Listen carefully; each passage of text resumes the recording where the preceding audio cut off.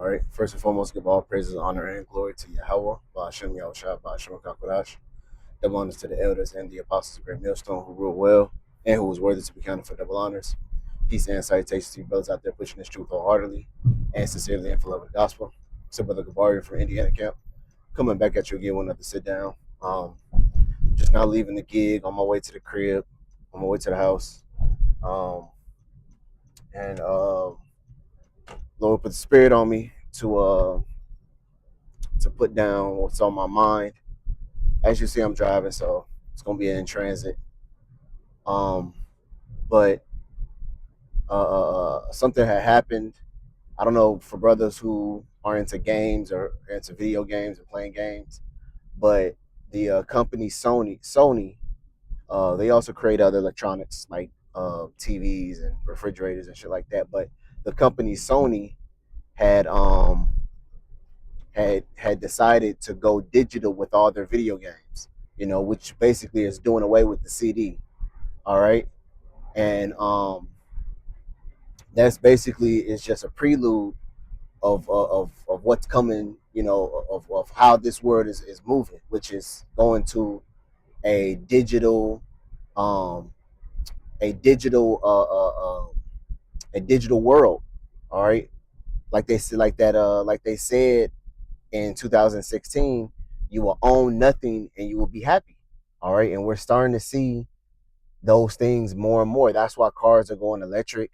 That's why everything that you own, it's not you really owning it, is you just renting it. Even your house, even the house that you've paid for 15 years or 30 years or however long you pay for it, you don't really even own that. You own nothing in this world. All right. Esau is trying to buy up and own all your resources and all your assets, everything that you try to put your hands on, all the important stuff. He's trying to own it. He's trying to own it. So you have so basically you don't have no ownership of it for yourself. All right. That complete and utter control. All right. And we understand that is what the MOT is all about. That complete and utter control. He gets to dictate where you go to work. He gets to dictate what you eat. He gets to dictate how much money you spend. All right. That's why you think this world is also moving to a blockchain society, where blockchain it has it where what is it? Your transactions are visible. Everybody can see your transactions. You know, everything about this world is going is pushing towards the MOTB. All right, and with us with the spiritual eyes to see it, we're warning you people like, hey, it's not going to be the way you think it's going to be forever. This Esau is really like Elder Malcolm said. Esau is he's really trying to do with two things, is really just holding him back from really just letting loose his whole entire agenda. Is the Constitution and the Bible. Those two things are really the only two things that's really holding this devil back from really fulfilling his enterprise. And the spirit of the Lord, because the Lord is moving things how He wants to move. This devil can do nothing if the Lord didn't tell him that it's okay to move forward. All right, so it's the Lord gradually increasing and gradually getting close day by day. And He's given us the foreknowledge and the prudency to see how this world is going, and to what I'm saying, what I'm trying to say, to prepare ourselves. Seeing that because we never really owned anything, and this just really shows you that you're really still back into slavery. You never really left slavery. All right, you're still a slave. You're still ownership. He still owns you because you own nothing. You don't even own the money that you go to work for. Because as soon as you get paid, who takes out their cut? Who takes out their what does the scriptures call it? Tribute. Well, Esau Edom, he gets his on top, and there's nothing you can do about it. And if you call yourself finagling the system where you try to get all your money back and don't give this devil his cut, he gonna let it build up and he gonna come down on you. And if you still not willing to pay, then he's gonna lock your ass up and throw you in jail. It's happened to many of our people. You know, matter of fact, there's a saying in the world that says there's nothing more certain than death and taxes, which means what? They eventually they're acquitted. They're fuck. What's the word I'm trying to say? They're putting they're putting their tribute on the same level as death, because we all know death is inevitable. There's nothing you can do to dodge death. You know, the only way we're gonna get out of death is when we get in the kingdom of heaven and the Lord endows us with immortality. That's the only way death is not gonna have rulership over us no more. But until then, death is certain for each and single one of us. All right. And Esau is putting his tribute. He's saying, "Listen, I'm gonna get my money one way or another. It's inevitable." He's putting his tribute on the same level as death. So that just shows you how greedy and sensational this man's want is. The scriptures calls him where he said, "Well, he can never be satisfied." All right. So now he's just trying to tie up the loose ends. You know, where every single transaction you make, every single transaction you go through, he gonna be able to get his cut. He gonna be able to see that. See, if I go and sell a car, and I sell that car for let's say I sell that car for 3,200 or whatever, that 3,200 is all me. He didn't, Esau really didn't get, no taxes out of that. But see, if I did it digitally, then guess what? That all goes back to what the blockchain. You can see that transaction happen, and he can say, he can able to say, all right, no, you made this much money, you sold this, and you did this. I want a cut of that. I want a piece of that. And that's all what taxes is. Taxes is tribute. Taxes is what basically the people on top get. They get a cut of what the people make on the bottom, just because they're in rulership. We did it when we were on top. All the kingdoms did it. If you read back in the ancient world, it says what they made them. They made them tributaries, make them what, hewers of wood and drawers of water.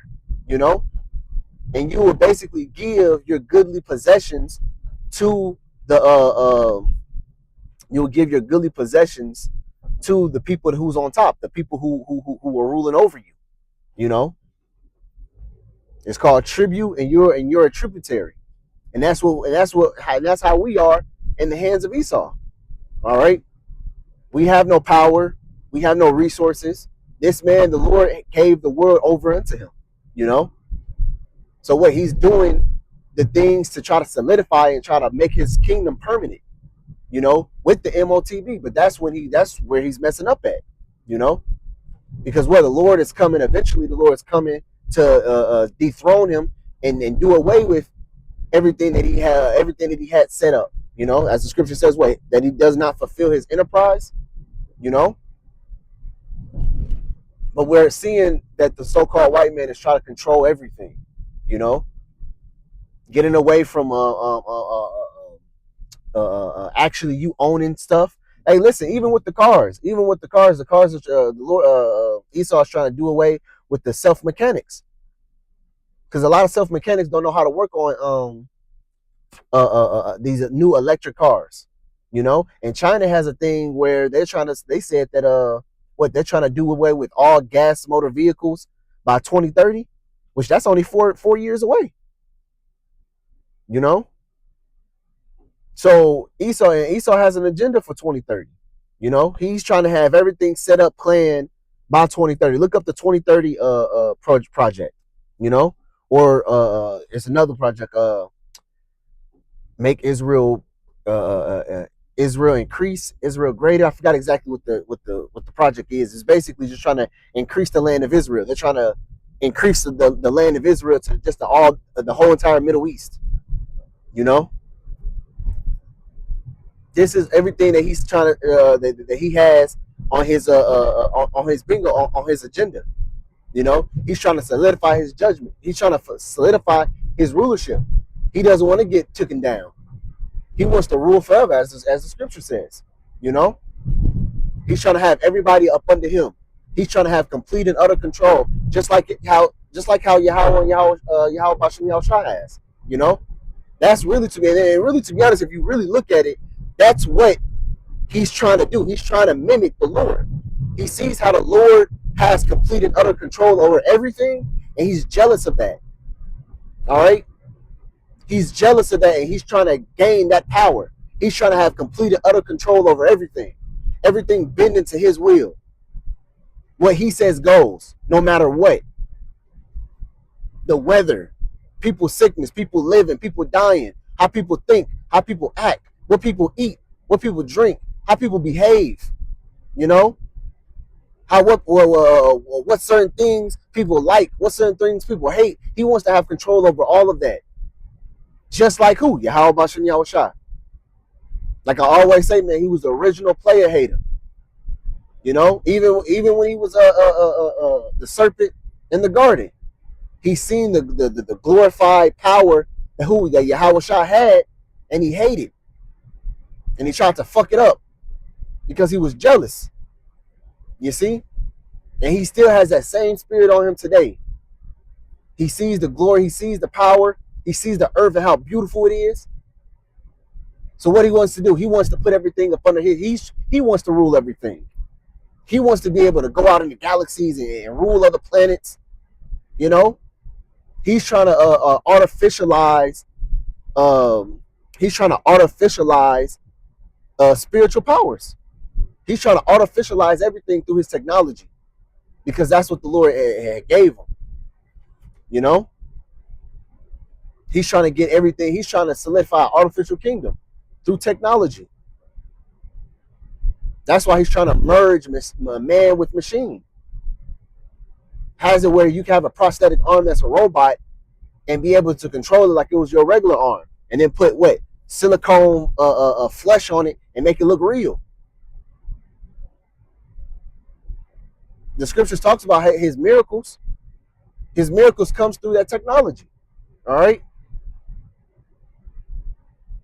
So it all has something to do with control. It all boils down to control. He doesn't want you to own anything, and he wants you to be happy about it. He wants to own all the resources. He wants you to come to him for the want of all things, as the scripture says. You know? And once you control everything and everybody comes to you, then they're not going to have a say-so in the matter. They're not going to have an opinion. They're not going to have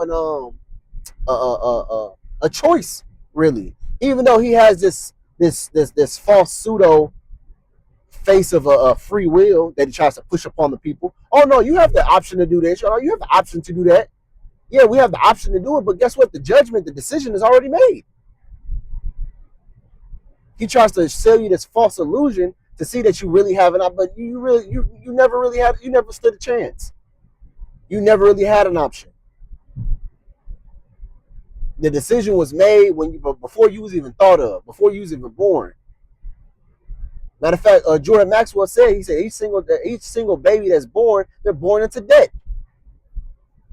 So, but before you even draw in your first breath, you're born into debt, into owing this man something. That's why he tries to capitalize off you as much as possible. Your livestock, your goyim, what the small hats call you what? Goyim, which means cattle. They look at everybody upon the planet Earth as cattle, as resources that they use for themselves. And then when they're done with you, they try to get rid of you. Why do you think they always pushing up the what's it called, the retirement age? They push the retirement. Hey, listen, they have it to Esau. They want to really get rid of it. They want you to really work until you die. Have it his way, he'll work you all the way until you're dead. Until you have no more life left in your body. You can go to work and die the next day, and he'll replace you within that same week. Get rid of all your belongings, all the money you accumulated, all the money that they took from you, and they say, oh yeah, we'll give it back to you once you hit this age. But then he has so much chemicals in the food and chemicals in the air killing you slowly every single day. So you don't even make it to that age. You know how many people died before the age of 50, 55, 60? Worked all the day, all the years of their life. Since they were a teenager. Worked every single day, every single year all the way until they was 55, 60, and they died. With all that money they accumulated, all the money that they took, and say, oh yeah, we're gonna give it back to you. They don't even get that shit to your loved ones. They don't even pass it down to your children. Yeah, hey, well, he accumulated 60,000 throughout his life. We're gonna pass it down to his generation. We're gonna pass it down to his children, or to his next of kin, or something like that. No, he keeps it what? He heaps it into himself and he keeps it. That's his money now. You know? That's the type of world that we live in. The world where Esau is trying to own everything, where he wants you to own nothing. All right? And listen, I don't really care about owning anything, because this world wasn't ever ours to begin with. The world to come, the kingdom of heaven, that's the world I'm looking to rule in. That's the world I'm looking to set my house up. All right? That's the world I'm looking to own certain things. All right? Own planets, own land, own resources. Because best believe what? The tables will be flipped. These heathens will come for us of one of all things. But see, we're not gonna rule it we're not gonna do it like he do, like a devil do. Where we're gonna fuck it up and give it to you. You're gonna fuck up the water. You're gonna fuck up the natural land, and then give it to you. Spray barium oxide in the air, chemtrails in the air.